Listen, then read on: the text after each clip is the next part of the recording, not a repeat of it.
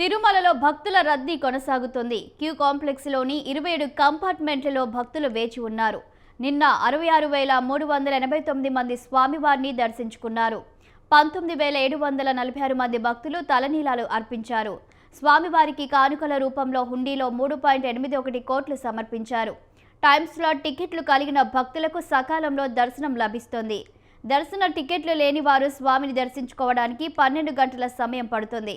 ప్రత్యేక ప్రవేశ దర్శనం టికెట్లు కలిగిన వారు 3 గంటల స్వామిని దర్శించుకోగలుగుతున్నారు. ఇదిలా ఉంటే సర్వదర్శనం టోకెన్లు కలిగిన భక్తులు నిర్దేశించిన సమయానికి మాత్రమే క్యూలోకి వెళ్లాలని టీటీడీ విజ్ఞప్తి చేస్తుంది. కేటాయించిన సమయానికంటే ముందు వెళ్లిన వారిని క్యూలోకి అనుమతించరని స్పష్టం చేసింది.